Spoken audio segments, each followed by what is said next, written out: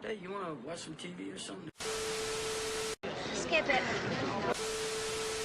Well, I'm getting ready to watch a video. Really? What? Nothing but foul language and toilet humor. I'm disgusted and repulsed and I can't look away. I need these things! I need these things! Tell me, do you want to go? We're stopping in on the color line. Oh, no way, Jose. This just in, go to hell. This conversation can serve no purpose anymore. Stop it! Stop it! Stop it! Stop it! Stop it! Stop it! Stop it! Hello, friends and listeners. You've got Watch Skip Plus, a movie review podcast with a lifestyle twist. The twist is that once we review a new movie, streaming or theatrical, we'll have a bonus lifestyle review. Pop culture ensues. I'm Jose, also known as Cupcake, and I'm joined by my co-host, WillDaBeast, Mike. Mike, how are you doing this week? Doing okay. I made it through spring break. Like I told you, I was worried last week. Yes. Made it through. Wow. You made it through your no good, terrible spring break. Yeah, we made it through. All the kids had a great time. Finished it all off yesterday with the trampoline park. Everybody got to, everyone, of course, got to see the movies. I took everyone to the movies and took friends to the movies. So it was fun. It was a great week. How about you? Good. It's Mercury retrograde ends on Monday. I am happy for the chaos to end, but it always goes out with a bang. So not looking forward to Monday. By the way, you don't want to see me at a trampoline park. You really don't. I do. I could see the flips. I could see the splits. Oh my God. It's too much. What are we reviewing? Speaking of kids, actually, this may be a recurring theme. What are we reviewing this week? We are reviewing a Minecraft movie by Jared Hess, based off of the very popular video game series by Mojang Games. Minecraft. Okay, so let me ask you. Wait, did you say Mahjong? Is it Mahjong? I believe that. I could be pronouncing it wrong. Mahjong. There'll be a caption somewhere, folks. Before we start, let me ask you this. I have never played Minecraft, and again, this will be a theme that keeps coming up during our review. Have you played it? I've not played it, but I have 3 different generations of children from 23 to 7. So I started with my oldest kids when they were little. So yeah. I've seen the game evolve, and I've seen it hook kids from many different generations over the past 12, 15 years. So it's been fun to see the game kind of grow, a game that really at the time of its inception was kind of almost a joke, like a throwback to 1980s Nintendo. But imagine like a Nintendo blown up onto a really well, high def screen TV. So it brings out all these pixels and blocky, boxy. When I first saw it, I thought this game looks like it came right out of 1983 and it looks terrible. Or like Legos, right? Very Lego. Kind of, sort of it, but the game really was good.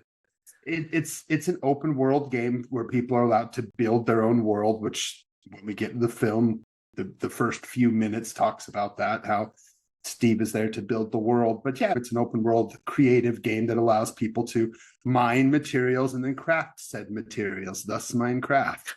Minecraft. I see what you did there. All right, well, let's dive in. I'm going to start with you. You've got Below the Line. So who is behind the camera for this film? Well, we're going to go behind the line, and this taps all back to Sundance for me and local Utah, Idaho filmmaker. So Jared Hess is the director of this film. He's raised in Preston, Idaho, began his career in film as a camera assistant in his teens, working on micro-budget indie films in Idaho, Utah, and California. He then studied film at Brigham Young University. That's where he met his wife and frequent writing and producing partner, Jerusha. During his time at BYU, Jared made the acclaimed short film Palooka, which earned a spot as one of the 12 shorts selected at the 2003 Sundance Film Festival. And this was the basis for his first feature film, Napoleon Dynamite. So with Jerusha, he co-wrote the screenplay for Napoleon Dynamite, and it went on to be nominated for the Grand Jury Prize at the 2004 Sundance Film Festival. And that kind of put him on the map for his unique blend of dry humor, quirky Western small town charm that propelled the cast and director into different levels of stardom. So you said you loved it. You've seen this film before. Vote for Pedro, baby. And then the dancing. I love it. I don't know. It was weird. It's like it encouraged nerd culture. That's what I loved. It was a huge cultural sensation here in Utah when it opened. I didn't catch it at Sundance, unfortunately. I thought it looked ridiculously stupid. And I was like, this is at Sundance? And then I saw it at its first premiere at the local art house theater. And it kind of grown from there and became this humongous success locally, where it played at our local art house theater for 6 months. Wow. Became, I think, the biggest hit at our local Salt Lake Film Society for many, many years. I mean, that thing brought in millions and millions of dollars to that one little theater. So Napoleon, that was like 20 years ago. I can't believe that. Where is John Heater now? Heater. I know Blades of Glory, but like, I don't know. Lots of voice acting, I think, is what I see him doing mainly. Pops up on commercials, did things here and there. But following Napoleon Dynamite, they got a bigger paycheck to do the 2006 comedy hit Nacho Libre, starring Jack Black. In 2009, their third film, Gentlemen Broncos, while not as successful, is really wildly crazy funny. I love that movie, but I'm also biased because I love Michael Angarano. And so anything he can be in, but like, I just remember people, I guess after, first of all, Nacho Libre, not for me. I know it's for some people. I was not as taken by it. I'll have more to say about Jack Black later. But Gentlemen Broncos was a vision, and I enjoyed its quirkiness and its eccentricity. And I think people should revisit it. Especially in light of, if you see this film and you want to see what Jared Hess can actually do, this Gentlemen Broncos is pretty fantastic. Yep. And it started a great relationship with him and Jermaine Clement. They've worked together a lot, and of course they popped up in this. In 2012, he and Jerusha were executive producers on the animated adaptation of Napoleon Dynamite. That became a big success. He dove into that for a while, and then returned back to filmmaking with the small personal film about religion and called Don Verdeen, starring Sam Rockwell. That stars a lot of local folks. My wife and her friends worked on that. So that film was a local kind of a hit, but not many people have seen it. But he's worked on TV shows like Last Man on Earth, Son of Zom, making history, as well as directing the documentary miniseries Murder Amongst the Mormons. Ooh. So that is Jared Hess. He is kind of a local celebrity. I really do. I'm a big fan of him. Everything from, they also did Muscles and Mayhem, the American Gladiators documentary. So he's done a little bit of everything. My God, I loved that. Me too. That was so good. Then we're going to move on to the cinematographer, Enrique Chidiac. Chidiac. That name. He's an Ecuadorian cinematographer. He has his start back at Sundance as well. He did some small films in the mid-90s where he was pretty much plucked by Robert Rodriguez to do the cinematography for The Faculty, which is a most mentioned film title here on Skip Plus. Oh, yeah. He's really known for his gritty but striking visual work. Between The Faculty, he went on to work locally in Utah, 127 Hours, 28 Weeks Later, The Maze Runner, Bumblebee, as well as The Fifth Wave and American Assassin. Have you have any experience with cinematographer Enrique Chidiac? Love him. I love him. I think he's got such an eye. If you look at films like 28 Weeks Later with Juan Carlos Fresnadillo, Repo Men, which I'm still begging Not a Bomb to do that, because I think it's an underappreciated film. And it just looks beautiful. He shared cinematography duties with Anthony Dodd Mantle on 127 Hours, but like Europa Report, Red 2, The Maze Runner, Deepwater Horizon. Yeah, love this guy. Even Transformers, Rise of the Beasts. I have an opinion about that film. I won't go into it, but it certainly had a great look. Yes. We did review it. That's right. We did hear it. Absolutely. Absolutely. Who else we got below the line? Well, they're 6 screenwriters, so I'm just going to wow. a few. which That's funny. you know the saying, when you have 6 screenwriters, more than 3. Ugh. There might be some Anyway, issues. there's some issues, but let's focus. 2 local folks, Hubble Palmer and Chris Bowman. They have been writers working with the Hess family all the way back to the Napoleon Dynamite animated series. They worked on Masterminds. I first heard of Hubble Palmer because he did a local film, Sasquatch Gang, back in 2006, which very much, I mean, he openly kind of discusses how it kind of rips off of Napoleon Dynamite's style. And Hess saw it and they became good friends. And I think he actually ended up becoming some kind of producer, helped push the film locally in Utah. Sasquatch Gang was something that played in theaters locally back 20 years ago because of the Napoleon Dynamite hype. But they also did a film called Middle School, Worst Years of My Life in 2016. Like I said, there's 4 other writers, but I'm just going to touch on a couple more. The Kings of Summer writer, Chris Galletz, he's awesome. He did a touch-up on this, as well as frequent screenwriter Allison Schroeder. She's most famous for writing on Frozen 2, Christopher Robin, Hidden Figures, and Gal Gadot's Heart of Stone.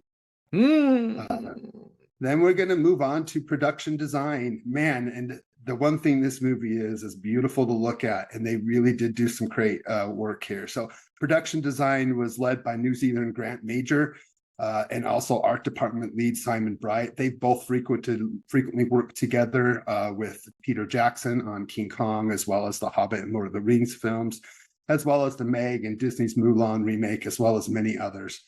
Their production design, they worked together building striking visual sets that mix fantasy and gritty realism. They worked in tandem with frequent collaborator Amber Richards, who also is from New Zealand.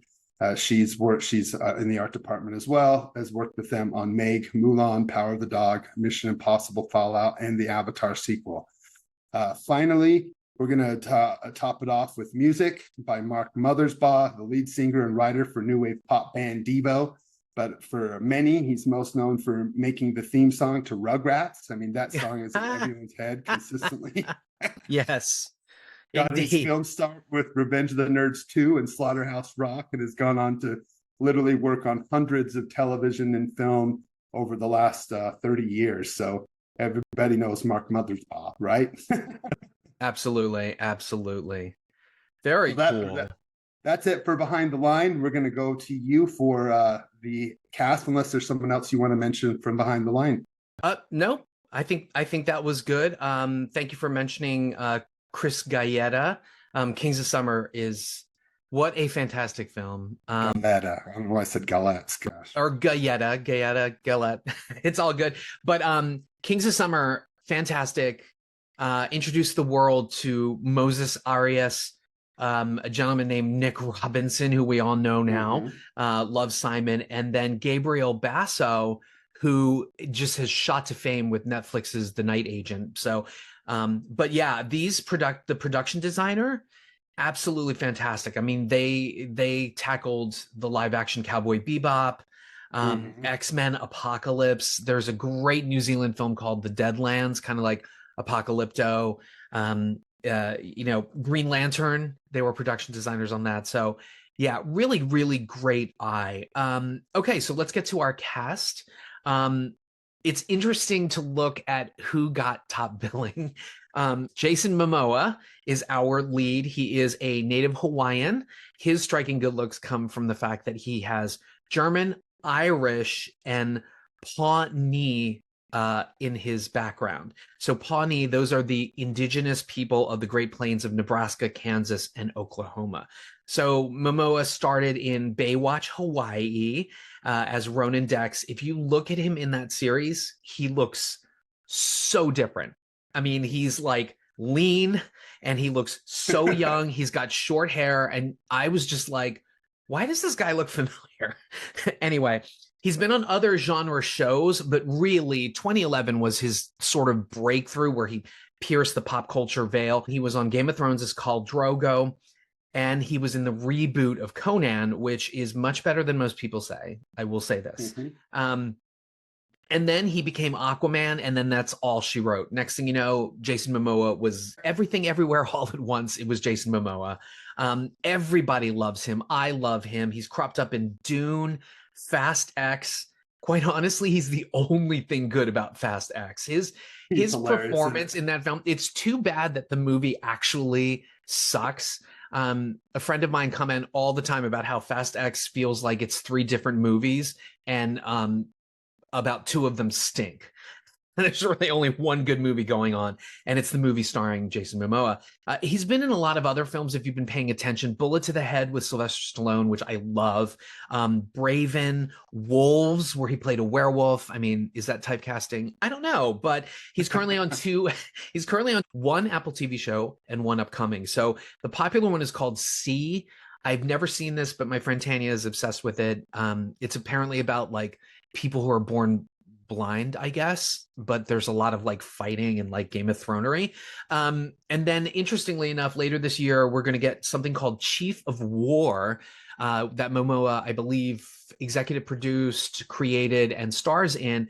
Curiously, it's been sitting on the shelf for nearly 3 years. It was filmed in 2022. You'll recognize this name, Justin Chon from Sundance. He directed like 2 or 3 episodes of this in New Zealand. Don't know why they're waiting. In the future, folks, Jason Momoa, he has been lobbying, haha, LOB, you'll find out why this is funny. He's been lobbying to be a certain character in DC. The internet was behind him, basically, and now it's coming to fruition. He is set to play Lobo in the Gunverse. That's what we're now calling the DCEU. James Gunn, the Gunverse.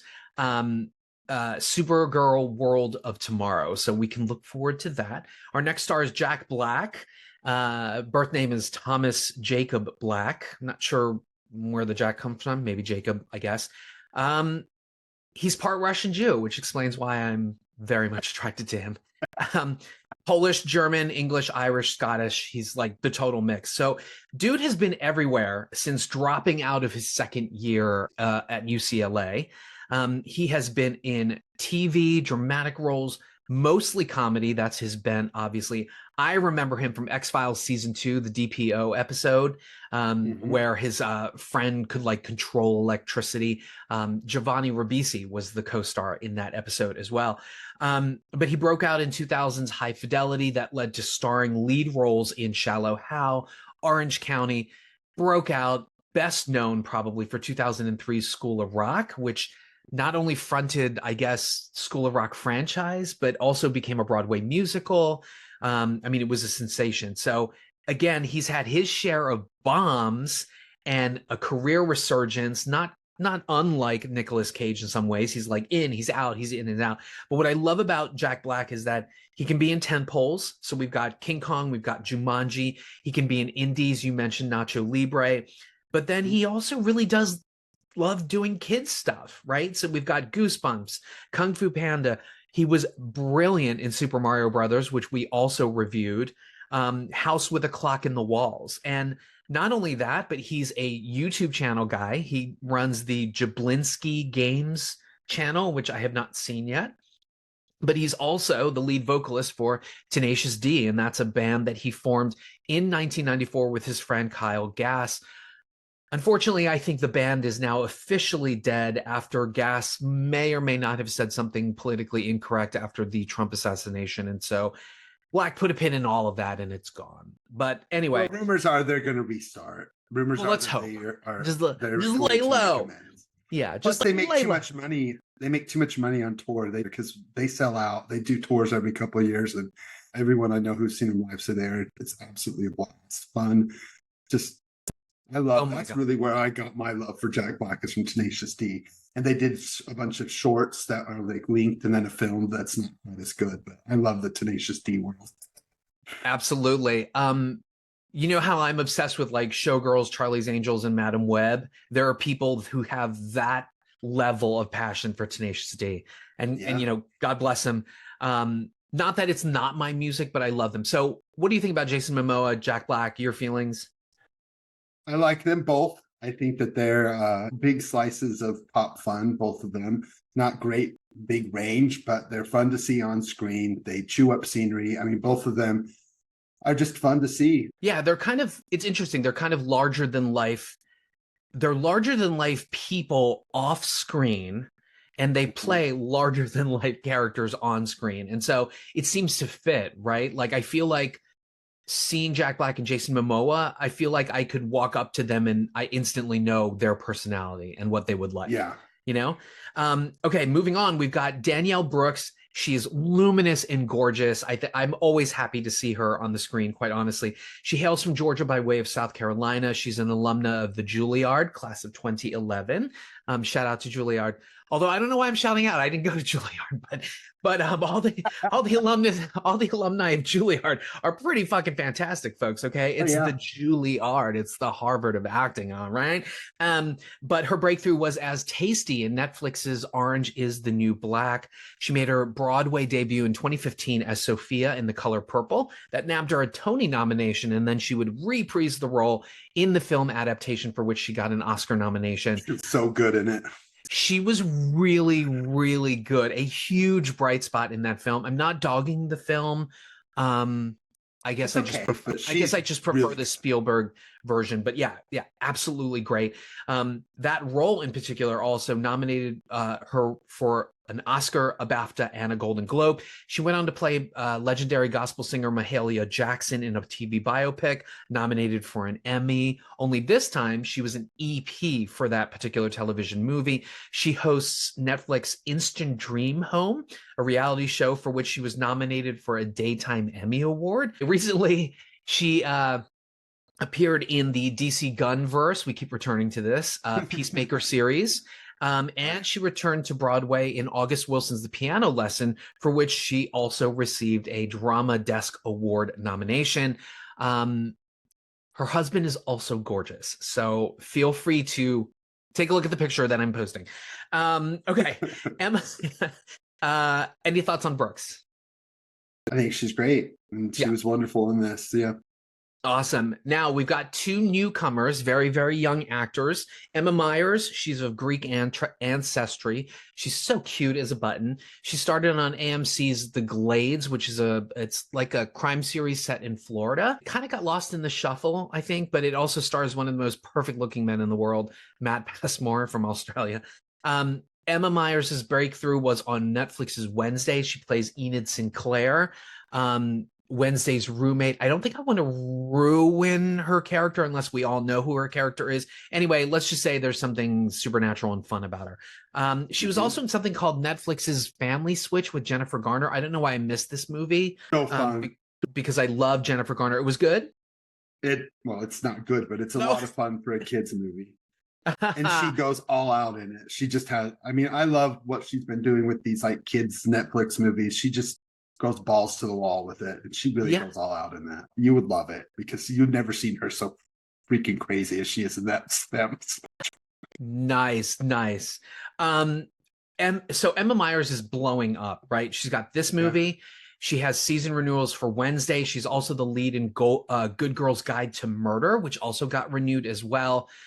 Not bad for a chick who was homeschooled, folks. Homeschooled. Okay. Sebastian Hansen, not a lot on this young actor. His first big role was as toddler Mozart in Prime's Mozart in the Jungle. He appeared in Just Mercy with Michael B. Jordan. Lizzie's Story, an Apple Plus adaptation of a Stephen King property. I don't know if the lisp is real or not. I've not seen interviews, but here's something interesting. On his IMDb, it indicates that he is of Hispanic heritage, which I never would have guessed. No, he looks like a young Shia LaBeouf. I thought he was Shia LaBeouf. Totally. Absolutely. A young Shia LaBeouf. I thought maybe he was a New Zealander because we do have some New Zealanders, which brings me to the last person I want to point out. Although you only hear her voice, I instantly recognized as the voice of, what's the name of the creature, Malbolgia? No, wait, that's from, Malbolgia is the creature from Spawn. Her name is Malgosia. Malgosia in this film. And that actress is Rachel House. She is an acclaimed New Zealand actor. If you've ever seen a Jermaine Clement film, she's been in it. And I'm looking at Hunt for the Wilder People, where she played like this wacky police person, or was she might have been social services, but my God, she is also larger than life, both physically and in her personality. and I just adore her. She is the voice of Grandma Tala on Moana 2. She does voiceover work for The Legend of Vox Machina. You've seen her in a ton of stuff. Our Flag Means Death, obviously the New Zealand connection, Foundation, Creamery, which was a sort of like a thriller comedy from like New Zealand. But like I'm obsessed with Rachel House. I absolutely love her. So that's our cast. I guess, you know what? I'm going to go first for our spoiler freeze, because I'm about to coin a new phrase for our show. And that phrase, and I'm just going to refer everybody to our review of Five Nights at Freddy's. And that phrase is going to be, this movie was not made for me. Okay. I will say this, I was intrigued by the trailers, even though I have zero experience with this video game. And you had given sort of a summary of the video game, and the way I liken it is kind of like, you know, if the Sims were Legos, I guess. Yeah. And then you threw in like Lord of the Rings and stuff like that. And so just like Five Nights at Freddy's and me having absolutely no idea where that stuff came from, where that started, objectively looking at this film, again, it's not made for me. It's PG. I really think this is for 20s and under. I'm not saying adults won't have fun with this, because I found myself laughing and sort of marveling at all of the CGI, but it just felt like two different movies. You can absolutely see Jared Hess's sensibilities here.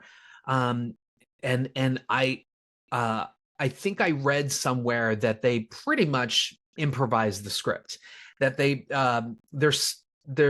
Danielle Brooks's character has a mobile zoo, which I think is quite comically one of the better visual and sort of plot gags of this film. Yeah. She has like a mobile zoo, and it's like this janky. Anyway, I'll let y'all see the movie for it, but apparently they improvised that. Like originally it was supposed to be, I guess she was selling weird oils or something like that. But there is a sort of crazy comedic, lunatic, absurdist bent to this film. And there are times when it is laugh out loud funny, but the CGI bombast and just the overload of the CGI, it gets exhausting. I mean, we talked about this on our episode with Black Adam, where so many things were blowing up, and there was such a sort of a bent to impress the audience that I got so tired watching that movie, and I got really tired watching this film. But it's fun, it's cute. I can see myself maybe putting on this movie in the background because the visuals are cute, and there are some sequences that work, there are some sequences that don't. But again, it's not made for me, but I'm still gonna say it's a watch. And I will say it's a watch because of this. When I went to the theater, it was chock full. It was chock full of kids ranging from 12 to 16. There were parents, there were older viewers. Yeah, hi, I'm an older viewer. But I've never seen anything like this. And when I say this, I think some of the trades are actually picking up on this, trades being Variety and Hollywood Reporter and Deadline. They're actually picking up on this.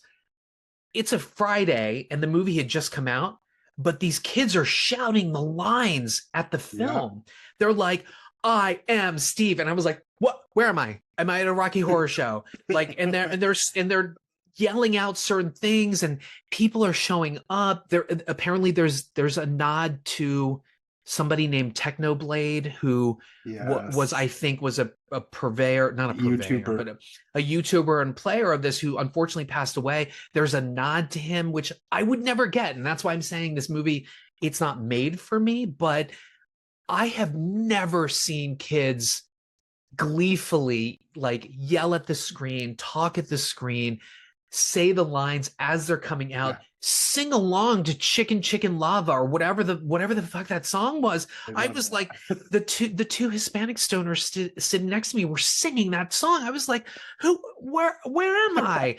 But I want more audiences to kind of be like that, because it made the movie fun, even though it wasn't for me. And while I had a blast with Super Mario Brothers, I didn't quite have that kind of fun with this, but uniformly, everybody got the memo, man. And they are just 110% committed to this.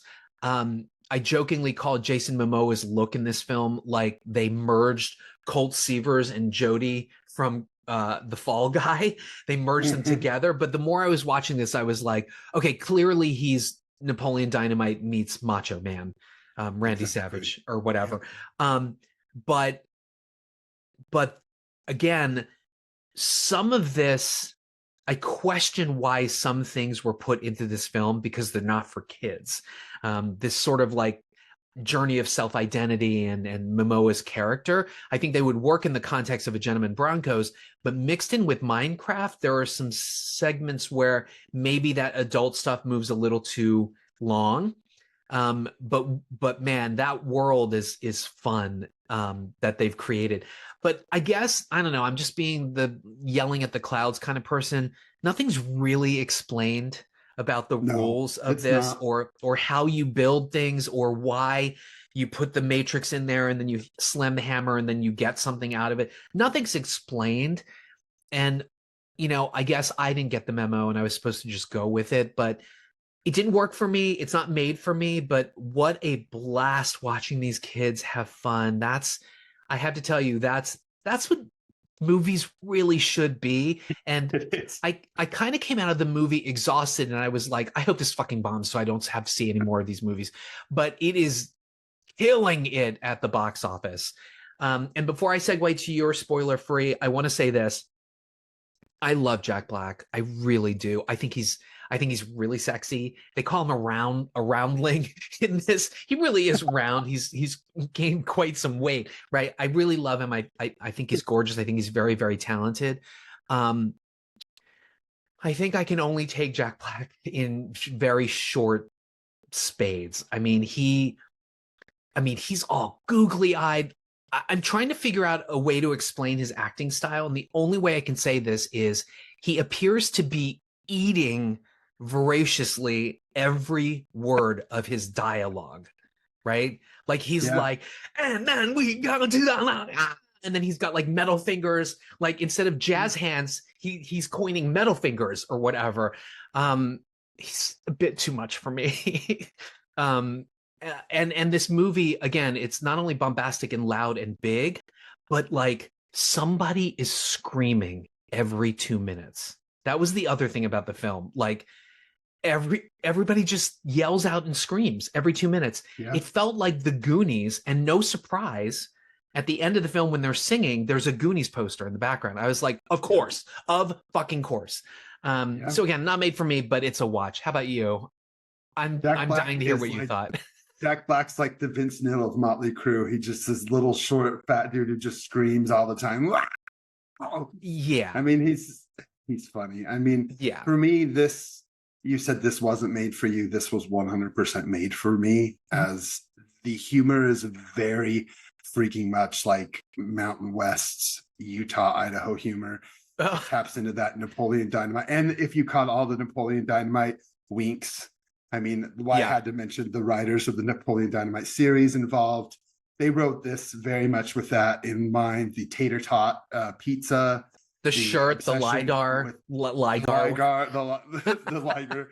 There's so much Napoleon Dynamite in this. If you're a Napoleon Dynamite fan, you're going to have a blast with this. If you hated Napoleon Dynamite, stay far, far away from Minecraft, the movie, because this is not for you. Like you said, this is for a very specific type. If you like that weird, dry, quirky humor that Napoleon Dynamite kind of helped push into the forefront in the early 2000s, that the kind of like anti-humor that some people like, this isn't funny, this is dry, this is stupid. Like my 15-year-old, we watched Napoleon Dynamite like the day before Minecraft movie to get people kind of excited. And after Napoleon Dynamite, he's like, I'm not going to this movie. if this is what it's like, I despise this. And he didn't go. And afterwards, I was like, You missed this wasn't out. for you. I mean, I think he'd miss out, Yeah. but just knowing him, it just wasn't for him. But like you Right. said, for those who are into the super cheesy 80s look, I mean, everything from those, what are they, Pit Viper glasses, which are made in Salt Lake, the glasses that he Yes. makes, those ridiculous. Yes. People in Utah, we love our mullets. We love 1980s butt metal. Like, it literally is like Utah is stuck in 1988. Like, and this is what the film felt like. Very much made for Utah 45-year-olds. It was just so much fun to see this mix of 80s metal and 8-bit cheesy comedy fun with this beautiful rendered fantasy world. But for me, this is just this 100% over-the-top slapstick comedy. And that's what worked for me. I didn't understand any of the shit about the world. I didn't understand anything about the overworld. My theater was full as well. And they were laughing. They were laughing at the spider jockeys and the chicken jockeys. And they knew every little joke and every little in thing, the lava chicken. And they just loved it and were chanting it and dancing. They would jump up and randomly start dancing and look around. And all these kids are dancing the same dances. I'm like, what is this? Yes, so much it was fun. insane, but so fun. It felt like a Rocky Horror screening. It was fantastic. And it was a blast to see everybody and this is why I love to take people to the movies. And when my kids are like, can I bring my friends? Yes, because they all had fun. And they're like, one kid didn't go to the movies very much, my 13-year-old's friend. And he's like, that was a blast. That was so much fun. I'm so glad I went. And it doesn't make a lick of sense. It's so stupid. It's broad. It's silly. It's slapsticky. But I mean, that sequence of Jack Black playing fetch with the dog, Oh my God. that was so funny when he was catching the When he's frisbee like in the air. flying. Oh my God, I about died. There was so many sequences where I just was in tears laughing. And I literally walked out like I did a ab workout. My stomach was hurting. My mouth was sore from smiling the whole time. What else could you ask for a 100-minute comedy? I got everything I wanted. It doesn't make a lick of sense at all. There is some weird little choices that are made that, I just don't understand why they had this villager and poor Coolidge. I don't understand. Okay, what they were that doing there. and that's what I was talking about. We'll get more into it in the spoilers, I guess, but there is a sort of a subplot about a villager who comes to the real world and meets Jennifer Coolidge. That was a little inappropriate for the audience that I was kind of with. And it doesn't work. Oh my God. I was like, why is this in here? Why is this in here? All of that, all of the like 8 minutes that they spent on that, which great. You have and then Jennifer Coolidge. And her flirting with Momoa. Oh my God. That's creepy, kind of. Well, I'll say the line in the spoiler section, but I was kind of like, I'm going to use that as a pickup, but it's not appropriate for this film.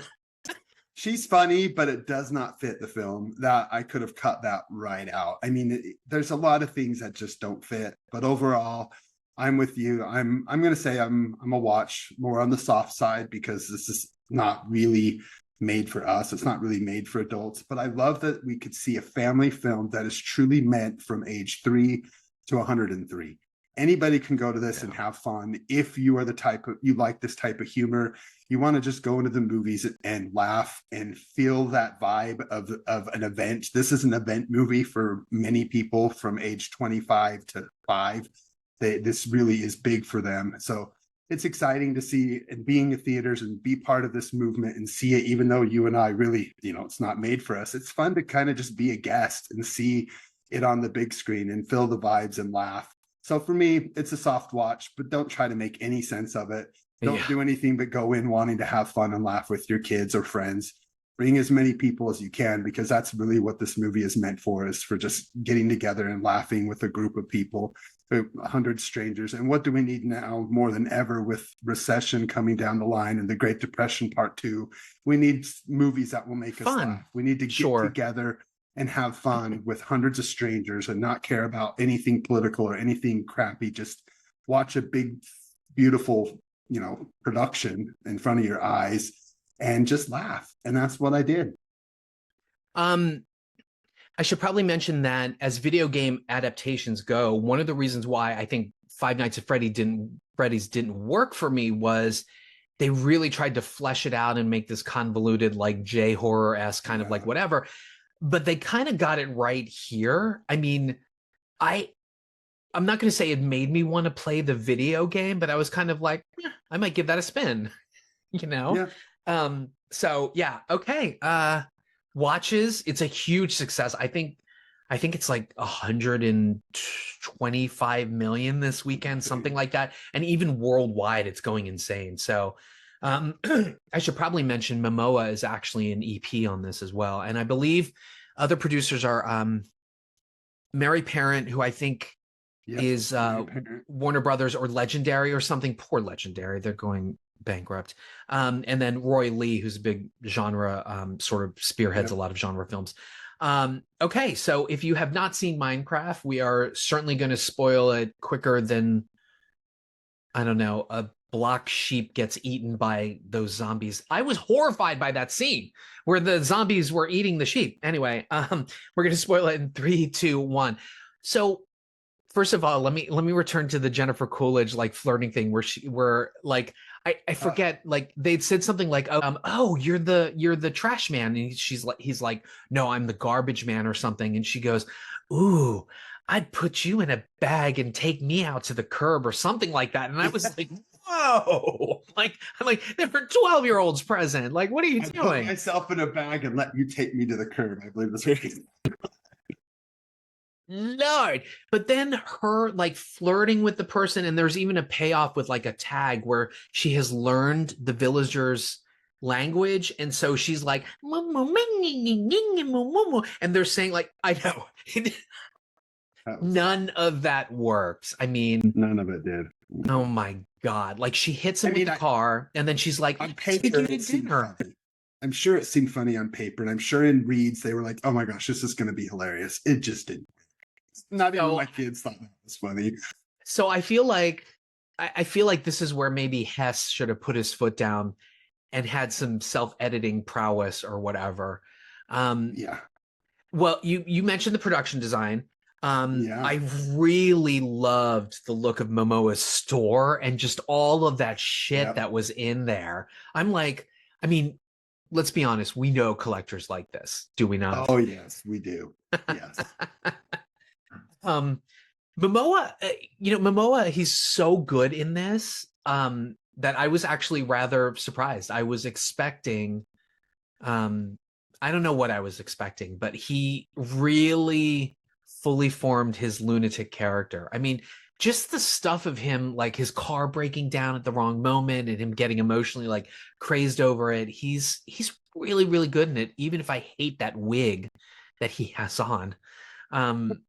He also got really soft, but man, that badonkadonk bunt in those jeans, I was like, oh. By the way, I saw it in 3D, and some of the sequences were okay in 3D, but I don't know, it didn't stand out to me like the 3D for Brave New World did. But if you have that bent and you want to, the kids loved it. The kids loved the 3D. Oh, I bet it was great.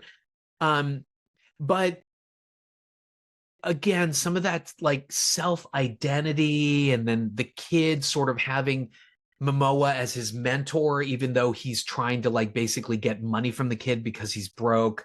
I mean, it just was, it was awkward in a kid's film. So some of that Napoleon Dynamite, Gentleman Bronco's eccentricity stuff didn't work. Also, I totally called that it was made in like New Zealand. Like just some of the extras, I was like, okay, it's New Zealand. It's got to be Auckland or something. Yeah. And some fun cameos. I mean, I kind of spoiled it. Jermaine Clement, I thought he was hilarious. Very funny. Like 5 minutes. His accent tried to be like a trying to sell these. What were they selling? Like they were selling it was the storage units. Oh, and storage units. You would buy them, and he saw the box for some sort of Atari system and was like, Atari, I'm going to make all this money or whatever. But it's strange. Some things work, but then the sequences are so huge. Like the one where they're flying and there's the the tentacled balloon things that kind of come back. Gosh, and they're blowing up. And then like I think what did he have to do? He had to like poke it to make it like blow fire. And then he's like, don't ask me how I discovered that or whatever. Like some of the comedy works, but then like just so much is going on. Like my eyes were crossing. There's a lot going on. And the pig world. I loved how when they would stab the pigs, they would instantly turn into cooked pork chops. Yeah, I know. It was hysterical. But I also loved like the one pig who's very like nonchalant, like, hey dude, how you doing? Sorry, I gotta kill you. Yes, Chungus. He's actually voiced by Jared Hess. Oh, okay, got it. The Chungus pig, or whatever he was, General Chungus, which is another internet theme going back to Chungus is a meme of Bugs Bunny, big fat Bugs Bunny, and big fat Porky Pig. Oh yeah. So I mean, again, I've never played the game, but like, how did these? I guess there are maybe memes or like lines in the video game that are given, because I was just shocked that these kids were screaming these lines simultaneously as they're being delivered. I was like, wow, it's like a whole underground culture. What I was told from my kids is that this is based off of like a storytelling version of this game, or something where there's multiple different versions. You have like the traditional open world, and then there's like storyline games. So this is part of like their storyline legacy games, where they bring up the pig world and the underworld and the overworld, and all of that stuff gets fleshed out in these kind of almost like spin-off series. So this is based off of a spin-off. Again, this is 7 and 13-year-olds blabbing in my ears, but this is based off of a spin-off of the actual game itself. So they got the plot from that spin-off, but the game itself is you just building your world, and you can play with other people. It's just an open world, kind of like you said, Sims, but the concept and the themes of the pigs and all of that kind of came from a different spinoff. But I thought it was really cool. Some of the design, like when they made that boxed chicken, when they do the whole lava chicken thing, and then they pull it off, and it looked real, like a real boxy piece of meat. There was some really cool production design stuff, really cool touches. What was the did they say chicken jockey or chunky Chucky chicken or something?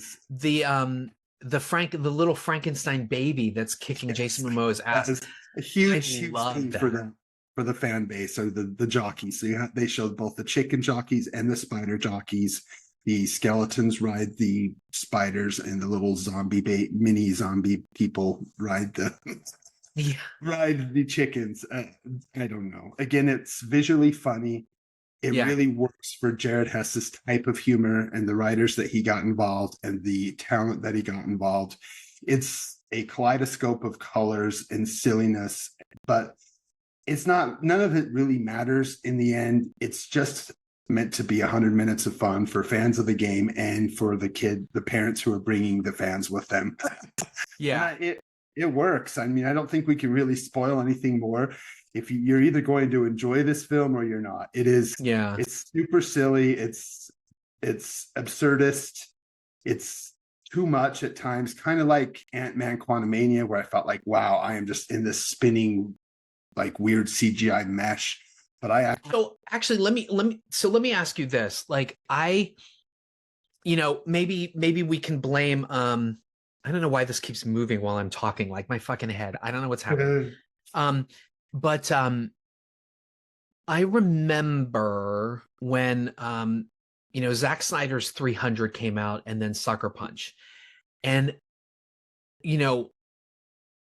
Zack Snyder criticism aside, there was this sort of like, oh, now we're just going to make movies in front of a green screen. And so looking back at like the big tentpole films like Jurassic World, or even a Marvel film, they always seem to sort of de-evolve to a fully CGI like climax or conclusion, right? So my question to you is this is virtually an entire green screen film, quite honestly. What's your take on that kind of filmmaking? And do you want to see stuff like that? Like this film, or I don't know. What do Well, you in my research, I did find out that they did build like the actual like villager township that was built, and you can tell that feels pretty practical. So that was actually Really? a I couldn't built set. tell. I couldn't tell that some I of think was it looked practical. pretty practical, that bit of the villager set. But Yeah. I think the stuff with the pig in the underworld and the big fighting explosion ending was all CGI. And I felt like it felt different, tactily different, as very much it feels like three different things. You've got the real world stuff that feels like Napoleon Dynamite Idaho, which it pretty much is, feels like it's a spin-off. Feels like Napoleon's probably best friends with Gargar. They felt like they could, and again, that's my kids like running around saying Gargar afterwards. That's how much they love Gargar. I love it. Garrett the garbage man or whatever his name was. So again, this movie is going to make these kids just eat it up over and over and over.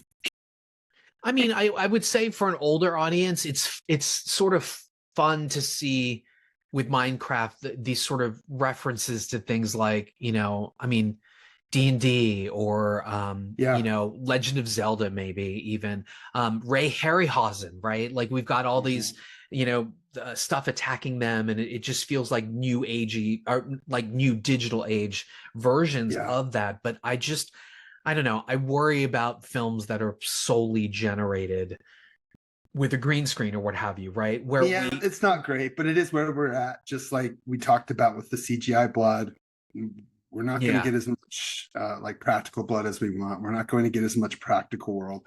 I felt like there was enough practical stuff in this that made it looked tactile enough that stuff looked like it was real. And I've watched YouTube videos with my kids over this week as they've been preparing for it, and people have bought like little miniatures and things from the set. There's websites all over where PAs were stealing stuff. Oh my God. Online. Illegal. If you go into the YouTube world, there's literally so much stuff out there that you could buy from this movie. It's insane, like props and stuff. So the fan base of this is humongous. They're all going to eat it up. And I wish that they would have made this entire world, every scene practical, but it's not the world we're in anymore. And if you want to see new films in theaters and big budgeted films, you're going to see CGI worlds. It just is where we're at in 2020. Yeah. I mean, and you can even just look at the cast and know, all the money's going into the digital, because you've got Momoa, who's also a producer or an EP, and then Jack Momoa Black. and Black are making their money on the back end. Yeah. And then you've got the rest are unknowns. Not saying that Danielle Brooks is an unknown, but she's up and coming. And then these kids, it's just like, I think that's the future we're going to. And I mean, I don't know about you. I've seen clips of these fully AI generated movies, and it just looks like I'm watching the next iteration of the Polar Express, Yeah, Alex Koyas is making one all with AI, supposedly. Oh my God. And many AI races will lobby against Alex Price. I'm just kidding. I'm making reference to the Gods of Egypt casting controversy, folks. Just ignore me. Ignore me. Okay, so it's, honestly, it's not made for me, but it is entertaining in spots. And again, that theater experience with those kids, I want more things to be like that, because the kids were just having a blast, and it makes me have a blast too when an audience enjoys what they're seeing. And so you're still a soft watch? I'm a soft watch. I think it's going to be something that the fans love. And if you're drugged to it by your kids, there's enough here. If you enjoy the comedy and just turn your brain off, don't try to make any sense of the plot. Just have fun and laugh at the jokes. Yeah, exactly. Okay. By the way, I love your t-shirts, and I'm going to have to steal it or get it. Where did you get that? Again, I have this really awesome son, my son Eddie, who is the best at giving me gifts. He gave me this for my birthday. He's just the absolute best at giving me gifts. I have so many cool like horror stuff from him. I've got some killer clowns from outer space, like figurines he's given me. And I have this really awesome, it sits on my desk here. It's a floating Jason, if you can see him. Oh, that's so cool. Oh my God. I love that. He's the best at giving me gifts. And this is one of his gifts. I'm guessing probably a Hot Topic is where he got it. Okay, go Eddie. Good choice. Yeah. All right, let's start with you. pluses for this week? Yeah, my plus this week is going back to the movies. I did go to the movies a couple times, and I finally did the thing and watched Novocaine. And I gotta say, I'm dying to hear it. Jack Quaid. I found the movie that turned me on to Jack Quaid, man. Stop. I had so much damn fun with this movie. We definitely should have we should have did this movie the week that we decided not to. Now, Novocaine is so much fun. It's too long at an hour and 50 something minutes, but it kind of has to be, because what works is it spends a good 30 minutes just getting to know the characters, getting to know our two main leads, and getting to understand what he's going through.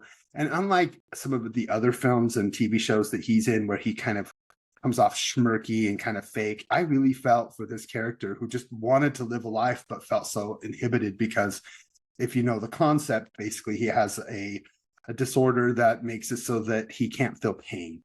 And that means that certain things, like he's so worried that he might bite his tongue off because he can't feel it, so that he can't chew food. So he has to like blend everything. He's got this really boring life. He plays video games.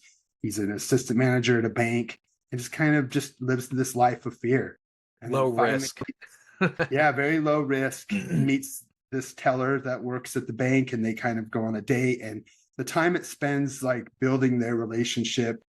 Of course, there's a twist that goes on at the end with their relationship, but it's enough to make him blossom out of being this kind of shy, scared little guy to using his illness to fight. And what he does to his body is so cringe inducing.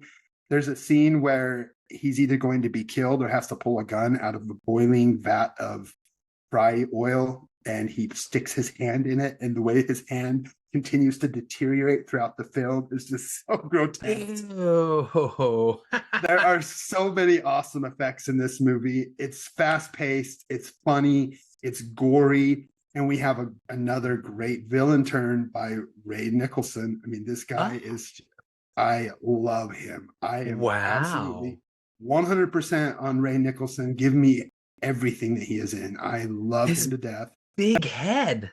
I love that big huge head.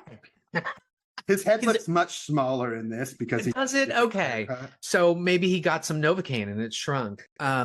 Isn't Amber Midthunder in this, who I loved from Freddy? Is she the love interest? She's the love interest. Okay. And then we have Jacob Batalon, who plays Roscoe, who's Jack Quaid's only friend, like video game friend. There's funny little turns from Matt Walsh and Betty Gabriel as like cops. Great. I love Matt Walsh. Great vibes. Gory as gory could be. I mean, oh my gosh. There's a great. So the trailer made me feel like it was just crank for a new generation. Yes, it's more. There's more emotion that's more linked in emotional storytelling. It's less absurdist and more really linked in this character. Would he really do this? And he's not a fighter by any means. He just realizes that he doesn't feel any pain. And the way they show you that he doesn't feel pain, it kind of reminds me of what we got in Upgrade. If you remember that film where it shows him kind of fall, and then boom, the chip takes over and he kind of turns into a robot. Well, the camera does similar scenes when he gets punched. The camera follows him, and he doesn't wince. He's just like, oh, I'm falling. Boom, and he hits the ground, and the camera follows him at the ground. He's like, okay, I'm getting up. So interesting. He can feel impact, but he can't feel pain, and has deadened nerves. So you can see when he feels the impact, he kind of winces his eyes, closes his eyes, like, oh, okay, and then jumps back up. And it's so funny the way he plays with that. Almost kind of reminded me of his father in the early stuff like Inner Space, the charm, the weird things that he puts himself through. This reminds me of that young Dennis Quaid, and I finally feel that I see the stardom. And if he continues doing stuff like this, where he's plays a truly good guy who you just really feel for, instead of the slimy, like, am I a good guy, or am I really going to stab you in the back? This worked, that genuine sweetheart that he played. So huge recommend for me. It's a hard watch. If you can, it's still in theaters. Catch it. I'm glad I caught it before it left. just go see it. It's an hour and 50 minutes. It's a little bit too long. I'd cut probably 10 or 15 minutes out of it. But yeah, it's super fun. And when it gets gory, it takes the time to get there. When it does, it's gory. Nice. Well, it looks like it's still a little pricey to rent on VOD, so that'll definitely come down. But just really quickly, it looks like our directors are Dan Burke and Robert Olson. They did a film at Slam Dance, speaking of talking about that, a film called Body, but they're probably best known for 2019's Villains, which starred Micah Monroe, Jeffrey Donovan, and Bill Skarsgård, and Significant Other, which was like a horror film with Micah Monroe and Jake Lacey. Not entirely successful, but interesting. And then our DP is Jacques Geoffrey. He is from Paris and he graduated from the Tisch School of Arts, but he's lensed films like Mile 22, Bloodshot, the Purge film series. And then we talked about this before, Songbird with KJ Apa from Riverdale and Demi Moore. And then he also shot Arthur the King, fucking Mark Wahlberg dog movie. And then Gran Turismo, which I just hated. But yeah, Novocaine, awesome, very cool. So funny you reviewed a film, and I was going to plus a consumer object, which I will hold off on that. But I also saw a film. I saw two films, actually. I saw A Working Man with David Ayer, directed by David Ayer with Jason Statham. And then I also saw something called The Shadow Strays on Netflix. So just real quick reviews. If you haven't seen it, A Working Man basically it feels like a typical Jason Statham, right? Something happens, and then he's the guy that goes out and revenges and kills and breaks bones and shoots people in the head. So basically, there it is. You have it. That's the exact movie right there in a nutshell. The curiosity behind A Working Man is that it's actually directed by David Ayer, who I happen to love as a director. Ayer directed smaller films like End of Watch, with Jake Gyllenhaal and Michael Pena. He frequently collaborates with Michael Pena, as well as Fury, which is pretty fucking fantastic. Brad Pitt, Shia LaBeouf, we just mentioned Shia LaBeouf, John Bernthal. But then he sort of went commercial, and there was a very bad experience with him making Suicide Squad in the DCEU. He has gone on multiple outlets. I'm not going to say ad nauseum because I understand his ire, as it were, against the studio system with how they sort of interfered with Suicide Squad and changed it. And there's been a call for like a director's cut of Suicide Squad, and Ayer's just very incensed with his experience over that.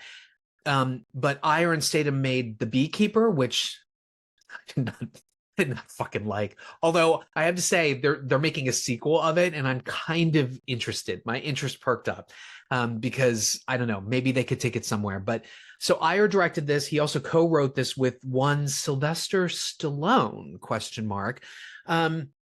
So I just texted out this analogy, which was, and this is in regards to Jason Statham and even David Ayer films, because lately it seems like he's just doing these sort of like vengeance action films, right? So if you go to a friend, and every time you go to a friend, they serve you hot dogs, you are going to come to expect hot dogs, right? And even if you put on a different bun or you dress it up with vegetables or different condiments, at the end of the day, it's always a hot dog. And so A Working Man would have been fantastic for me had I not eaten the Jason Statham hot dog, because that's every film is like this. And so it's just another Statham hot dog. It's just another Ayer hot dog as well. Now, I will say there are a couple points of difference with the screenplay that are a little interesting. There is, first of all, the opening sequence of A Working Man looks like a Bond opening sequence. Like, I'm not kidding. Like, there's like objects like parachutes that become other objects. There was like a concrete truck where the thing that turns ends up being a grenade. And so I was like, what are they doing with this? So no surprise, there is a sequel tease for this to make it a franchise. But it's interesting. There's this through line about military brotherhood. And even if maybe you're on the wrong side of the law, there's still that military brotherhood bond. Actually, the movie gives us two different points of view of this sort of like military veteran bond that people share. That was interesting. Also, the victim. So this is essentially like Taken. Somebody gets kidnapped or whatever. There's this whole thing. There's Russians involved. Yay, Russians. There's even some really hot actors in here. Maximilian Oshinsky is in this. He's a Russian. I believe he's married to Dishan Leichman, who is just absolutely gorgeous. Oh my God, that couple. Hey, call me three-way. So let me guess, Jason Fleming is the bad guy, right? Jason Fleming is the furthest from being Russian, but he is the bad Russian. He always is the bad guy. I'm like, Jason Fleming is British. He's not Russian. Like, we can cast some Russians, folks. But anyway, the victim goes through this. There's a couple scenes where the victim goes through this thing where she's kind of like, she goes through a guilt complex that she put herself in this position to be kidnapped and sort of like begs forgiveness of her parents while she's in captivity. That's a little interesting. She's also not a shrinking violet, which is really, really good too. But those little differences aren't enough to overcome this awful sort of screenplay. So I don't know. It is what it is. It's a skip for me because it's every other stated movie. The other film I took in was on Netflix. It is 143 minutes, and goddamn it, it really did not need to be.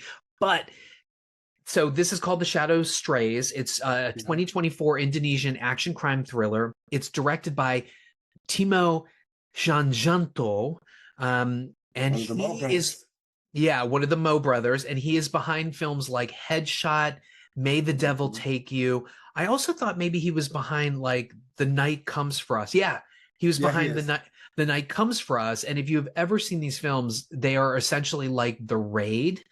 And so you can expect bone-crunching, amazing fight choreography that makes you wince and cringe a la Novocaine's Gore, right?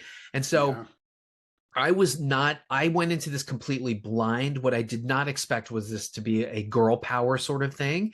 And there's a part of me that wants to say this is Tjahjanto's sort of, I don't want to say it's a middle finger, but it's almost like a middle finger to Quentin Tarantino and 8711 action design, because there's a lot in this film from the beginning to later that is very, very Kill Bill. I mean, Kill Bill and Atomic Blonde are the references or the touchstones for this movie. Okay. But in a way, it's like Timo is saying, I can do fucking better than you. And so from that vantage point, it's very, very interesting. Some of the action scenes, you can tell that they're either sped up or they're taking cuts out, and they're a little slower than some of the violence in Headshot or The Night Comes for Us. But man, Aurora Ribeiro, she is amazing in this, and the action scenes are great. I'm going to be watching this over and over again for the fight scenes, and I love it. As an Indonesian Kill Bill Atomic Blonde, I was dubbing it Indonesian Atomic Blonde. I love this. I'm going to need to snap it up onto like a Blu-ray because it's fantastic. Overly long, but fantastic. There's also some weird stuff about that we've seen before about like a shadowy assassin underworld, and they're sort of like fighting each other, and it's called The Shadow Strays because some of them don't like the programming that they've gone through. It's very like Salt, very Hitman 47, that they rebelled against the organization or something. But goddamn it, I need a sequel right away, and I will be rewatching this over and over again. So did you ever see Killers by the Mo brothers from 2014? No, I may have to check that out. Is that good? You need to check. It's so good. It was at Sundance back then in 2013 or 14. Very awesome. It's a Japanese Thai kind of mix, but it's a must watch for sure. I love the Mo brothers, and I love what they've been doing on their own too. So oh my God. And again, it's unmistakable that I'm the one saying again. It's unmistakable. Word. I love it. It's unmistakable that Kill Bill is a reference, because at the end of this film, Shadow Strays, somebody shows up in a motorbike helmet. Okay. and then they take it off, and it ends up being I don't know the name of this actor. There's going to be a caption. Just look for it.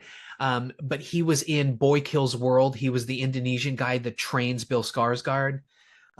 So not to spoil it, but he takes the helmet off, and it's that actor, and that actor's like, we're going to take on the Strays. So that's why I'm like, give me that fucking sequel, because that guy's going to be in it.